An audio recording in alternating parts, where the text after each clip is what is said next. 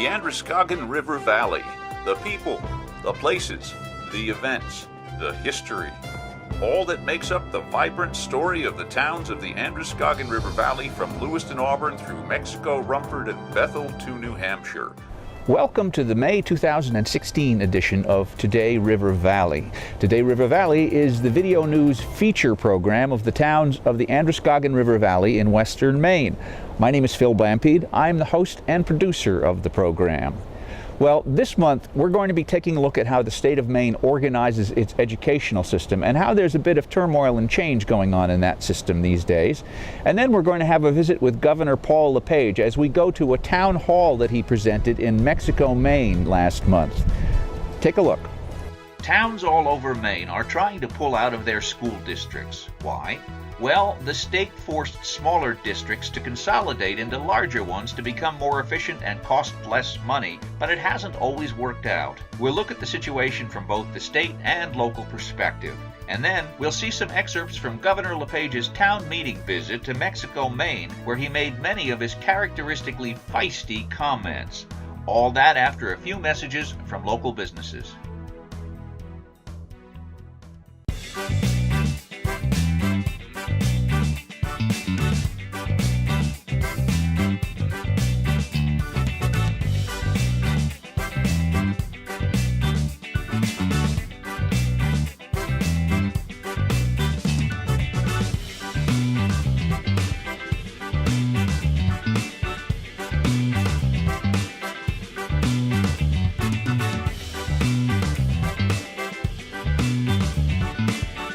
This is Connie Asno, and we look forward to serving you in our historical downtown Rumford restaurant. Connie's Place, now open at 136 Congress Street, downtown Rumford on the island.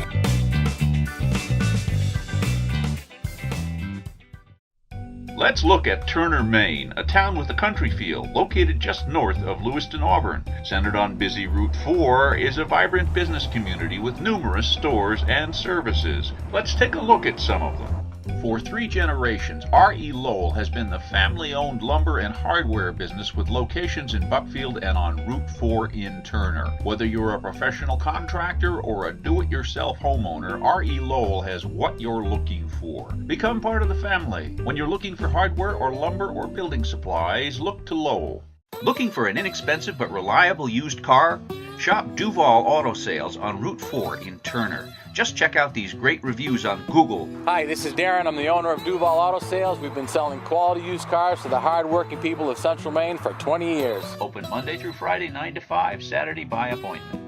East Grand Fence on Route 4 in Turner, right across from Goodwin's Well Drilling. This is Daniel Johnston from East Grand Fence. Spring is coming. You should think about getting ready for your spring fencing projects. We have chain link and ornamental and vinyl and wood. Our cedar is right from Maine. We manufacture all kinds of specialty wood fencing products. We also have these beautiful window boxes. Put your plastic plant pot right inside there, and it's a nice looking addition to your home landscape.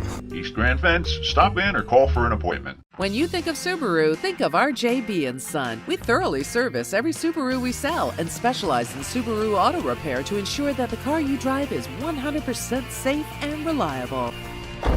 When you think of Subaru, think of RJB & Son. 1026 Route 4, Turner.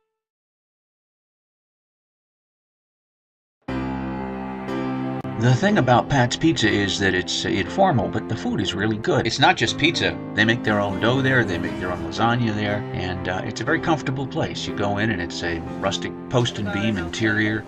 Portions are incredibly generous. Staff is friendly. You know, I like trying the microbrews. They have a selection of microbrews at the bar. They have a 6-page menu. It's you have to think a while before you make a choice. They have gluten-free specialties, including gluten-free carrot cake. They've been there for nearly 2 decades, and I think there's a reason why. It's a very pleasant place to find some really good food in a comfortable environment.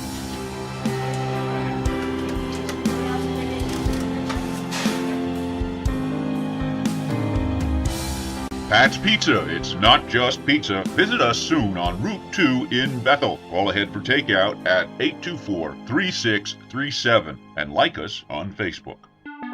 You're watching Today River Valley, the community news video program for the towns of the Upper Androscoggin River Valley in the mountains of western Maine. The following segment is sponsored by True North Adventure Wear, located just south of the center of Bethel on Route 26. Quality outdoor clothing and gear for every season. Stop by to check out our tent sale this month. Sale prices on clothing, footwear, and outdoor accessories under the tent right in front of the store. These local citizens sitting in orderly meetings in public buildings certainly don't look like radicals, but they are in fact secessionists, going through a process which could lead to their town seceding from the regional school district. There is upheaval these days in the way the state of Maine organizes its educational system. We should be getting better education for all the money that's going into the school district, but we're not. So not only is it taxation without representation, but we're not getting what we paid for. I would say what we're looking at with this withdrawal effort is strictly at how we can provide the best educational opportunities for our kids within these 4 towns. I think there were some promises made and some penalties threatened that forced communities together that were not compatible. And that's in not only lack of compatibility, but lack of savings. They forced one community to pay more than another, and the governor also said, we're not going to close any schools. But that hasn't been the case. Mm-hmm. Every town that you talk to have their own particular reasons for why it doesn't, being in a consolidation doesn't work for them.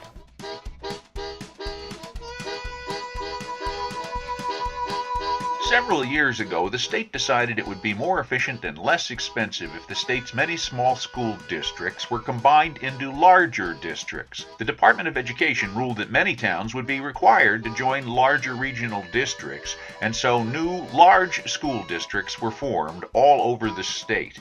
Then the rules were relaxed, and many of the big districts started to fall apart as towns grabbed at the chance to secede.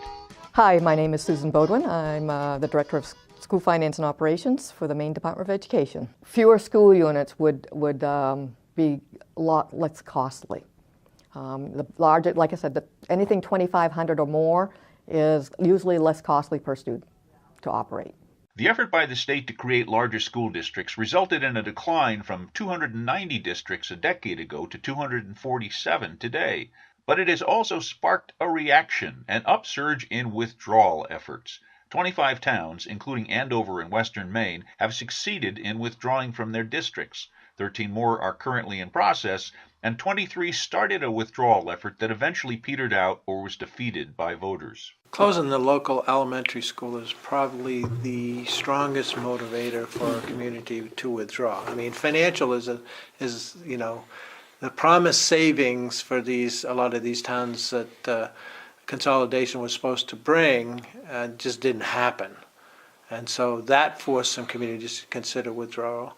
Loss of local control, but probably the most compelling reason is when you get in a regional district that has no ties to your little local elementary school, and they turn around and decide to close it, that could get a town stander up, because quite often the local school is the heart of the community. That was the reason behind the recent successful withdrawal of Andover, Maine from MSAD 44, the school district based in Bethel. The district tried to close Andover's elementary school. To keep it open, the townspeople voted to withdraw from the district, even though taking over the school eventually caused the town's annual budget nearly to double, from just over $500,000 to just over $900,000. We knew it was going to be an increase.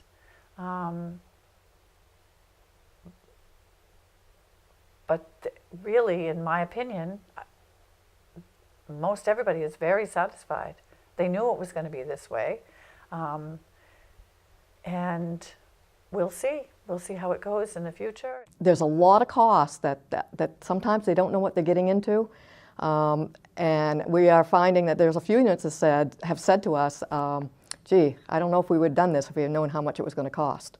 Well, yes, we do encourage them to build a budget. You have to have your own superintendent. your own business people. You have to probably have some of the staff that you shared with another school unit. You're going to have your own, or you're going to have to contract for services.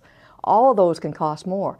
You might have to operate your own transportation or contract for transportation.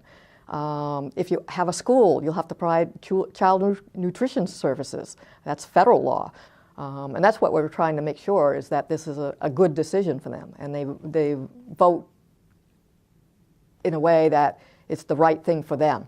So, but this is a local control state, and you know, we recognize that, and we recognize that everybody has their rights, and we're here to help. The secession fever has hit hard in the Androscoggin River Valley, as 7 towns have pulled out or are trying to pull out of their assigned school districts. I was part of the original committee that petitioned for withdrawal in the town of Canton, so I certainly was in favor of investigating withdrawal and pursuing withdrawal.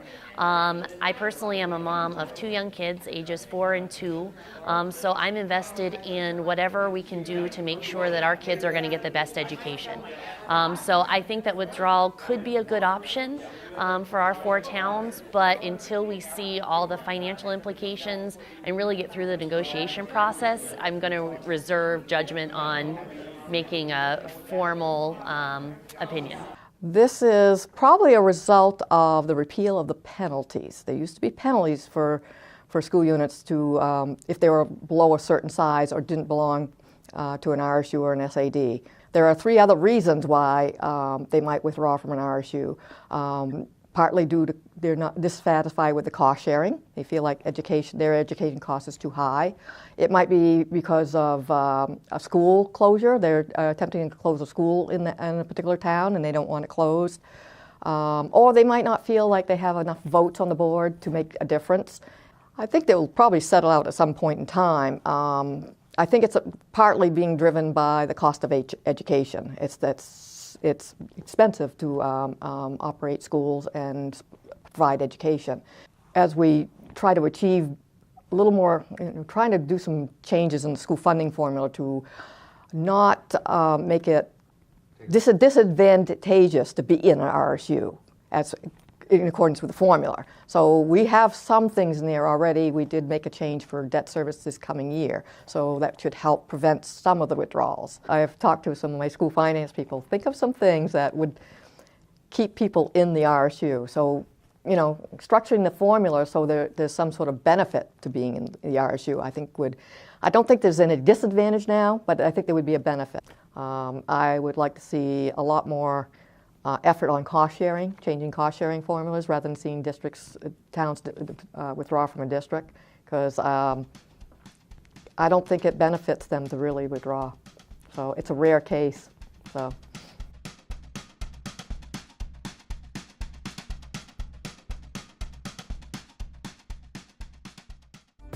Now that the warm weather is here, you owe it to yourself to see the great selection of Caldera Spas, Therasaunas, pool supplies, pool toys, and pools at Coulthard's on the River Road in Mexico. Treat yourself to a spa this year with a Caldera. Since 1976, Caldera has been among the most trusted names in spas and has earned a reputation for delivering the utmost in comfort, performance, and style. Coulthard's has a full supply of pool toys and accessories, even doggy life vests. Of course, the perfect complement to that spa is your own sauna. Coulthard's carries Therasaunas, an American-made brand with soothing infrared heat. Coulthard's, 31 years in business on the River Road in Mexico. Don't miss our annual chemical sale from May 1st to May 14th. Washing machines are offering more and more features each year. Well, you may not find anything quite like this yet at Larson's Electric Service in Mexico, but you'll find the latest in everything from washing machines to refrigerators to stoves. With Amana, Whirlpool, KitchenAid, and Maytag brands, Larson's offers free delivery and setup of your new appliance plus removal of your old appliance. Over 50 years experience, Larson's, 13 Main Street, Mexico, Maine. Thai Smile on historic Narrow Gauge Square in Farmington has become known for its delicious Thai and Korean food and sushi. With a full bar featuring 30 beers on draft, eat in our bright and designer-lit dining room or order takeout. Get half off on an order of pork dumplings with any full dinner order. Open 7 days a week, 11 a.m. to 10 p.m. daily. Thai Smile It's time to try Thai at Thai Smile 2 in Mexico, Maine, under new management. Your hosts Ned and Dee Dee invite you to try the world of authentic Thai cuisine, featuring their famous crispy chicken and tasty sushi. When it comes to heat, Thai Smile lets you choose your spice level from 1 to 5. Every meal is made from scratch with fresh ingredients. There's a full bar with 24 beers on tap. If you've never tried the taste of authentic Thai cuisine, now's the time to try Thai, located in the Old Mexico Chicken Coop at 41 Main Street in Mexico. Looking for a convenient and inexpensive place to stay in Western Maine? Visit the Paris Inn Motel, located conveniently on Route 26 in South Paris, a short drive from the Oxford Casino and the attractions of the Bethel area. Newly renovated rooms, open year-round.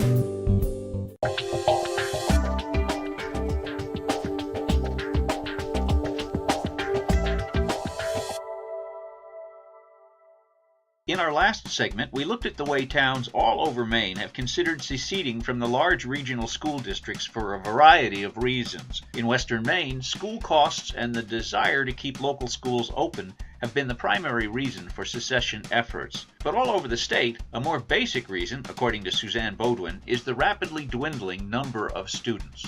Declining enrollment's huge, and there's an issue, and that's sometimes why some of these small towns want to leave, because their enrollment has gone down a lot. In towns like Newry and Byron, the decline in students has left the communities paying such a high cost per pupil that secession seems like a good idea to many. Well, what we're reacting to is something that happened back in 2005, when the rest of the state switched to a per pupil basis for funding their schools. They said to all the districts in the state that the way we'll fund schools is how many kids you have from every town. Except there was a special exception made for SAD 44 and SAD 6. That special law kept us on the old way of funding schools, totally based on valuation. And, you know, Newry has got Sunday River Ski Area. We have a high valuation.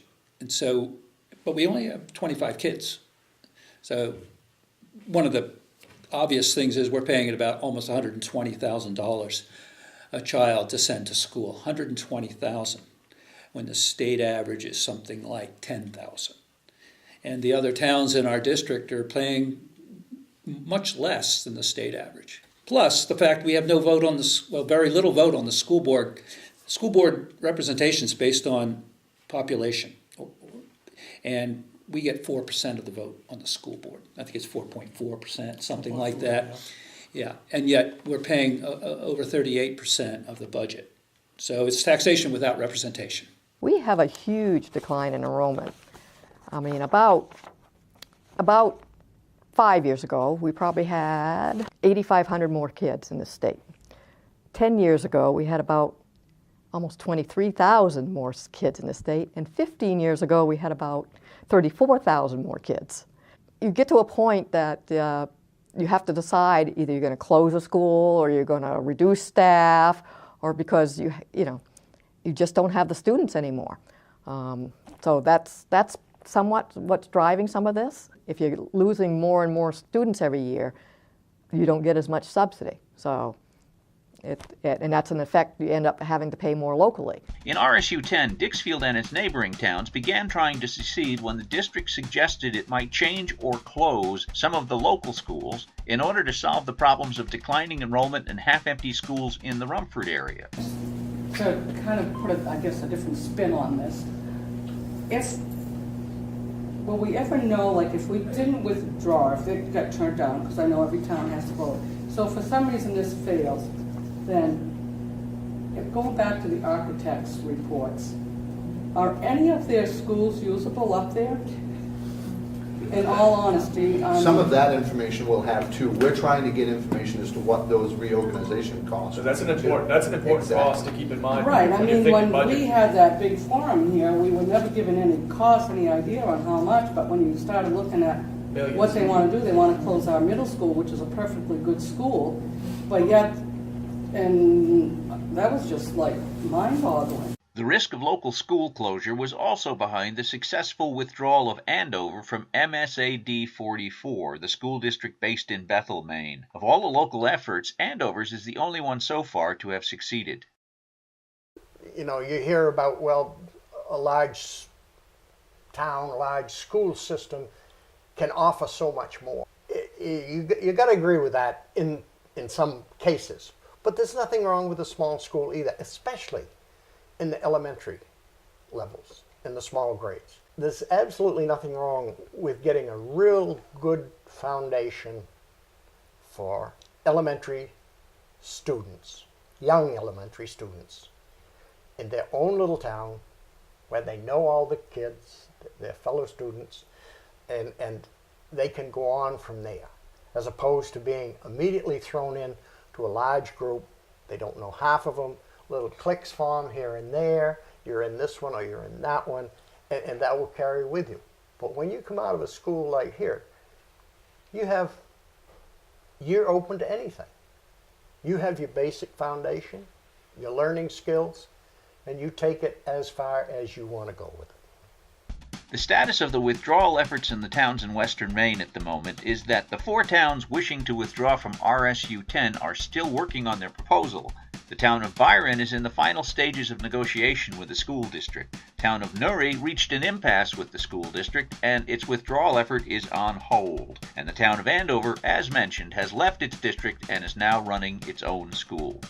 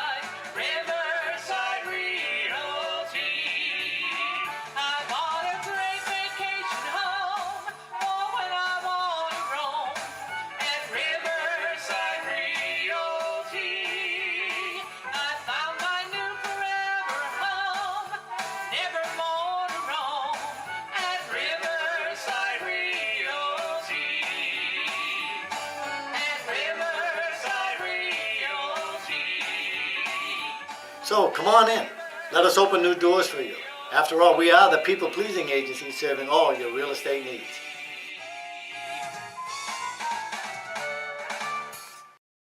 If your shoes don't feel right or your feet hurt, don't ignore the warning signs. Visit Pine Tree Orthopedic Lab in Livermore Falls, the leading provider of corrective shoes and accessories in Maine. Foot problems can lead to pain in the knee, hip, and back. At Pine Tree Orthopedic Lab, we design footwear to relieve pain or discomfort from disease, overuse, or congenital conditions. In our retail showroom, there are 4 certified pet orthotists who provide your initial foot exam at no charge. All manufacturing of your custom footwear, orthotics, and braces is done on site. Hi, I'm Bruce McDonald, president of Pine Tree Orthopedic Lab, and I'd like to invite you to come to the most unique shoe store in Maine, where we are the foot comfort specialists. Don't ignore that discomfort. Pine Tree Orthopedic Lab, open Monday through Friday 8 to 5, Saturday 8 to 2.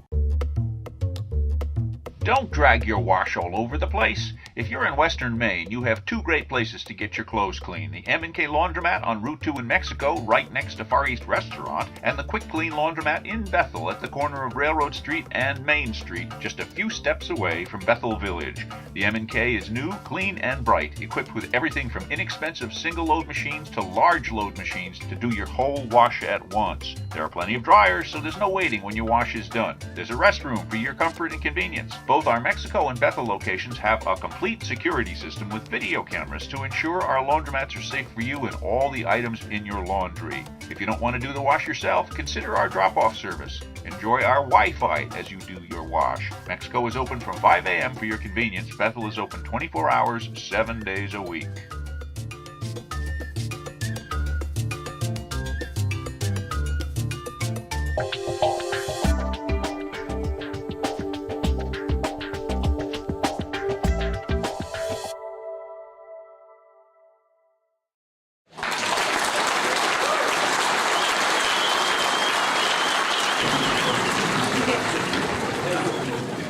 Thank you so much. It is never my intent to go anywhere and to try to get into a battle with anybody or an argument. What I'm here for is to try to tell you what am doing it in Augusta.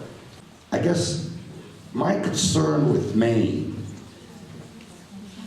is that we don't want to work together. And in the last 5 years that I've been the governor, I will tell you resoundingly that when I read a newspaper, which I haven't done since the first year I've been governor, is you never read the facts. There's an oversupply of pulp being produced in the state of Maine, number one. Number two is there's a significant oversupply of printing paper. Not a surprise, nobody's reading newspapers. Sorry, they're going on the internet. Education is out of control in this sense. And it's not the community, I'm not blaming anybody except for the superintendents and the union. And the teachers and the children are being ripped off. And this is how it works. In the United States of America, a school district on average, to manage a school district in the United States of America, it takes about 2% of the going budget. 2% of a budget will run a school district. In the state of Maine, it's 4.5%. Everybody screams at me for cutting welfare. And all I'm asking is this, that's all I have ever done, is if you are an able-bodied person between the ages of 19 and 50, go to work. Get a job.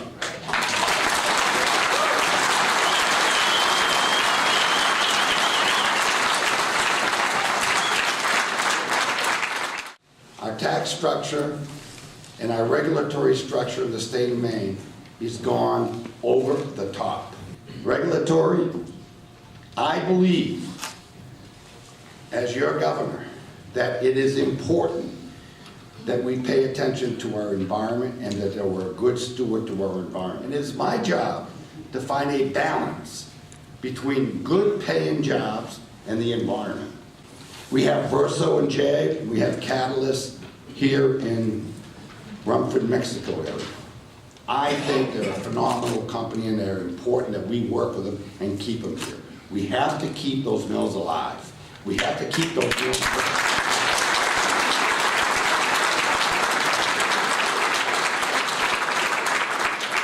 Everybody screams at me for cutting welfare. Let me tell you the facts, and you can make up your own mind. Well, we were the #1 welfare state in America in 2011. January 5th, 2011, we were #1 in America. With everything we have done over the last 5 years, we have dropped to #3. So all of the criticism that I've had for killing people and not feeding our elderly and not caring for the American Maine people, we have gone from #1 to #3. In 2011, #1 was spending $10,000 per resident of their state. Now we're down to about $6,700. So these are the type of things I'm trying to do. But I'm telling you, they seem like common sense until you get to Augusta. I'm a more of a practical type person. I take one problem at a time, see how we can get through it, and some of them you can't solve right away, some of them you can't solve with time. It takes time. But what we do need is for you folks to do your job. And your job is, when you go in that booth, you should be looking after what is best for the state of Maine and its people, all of its people. And that's my message to you. Thank you.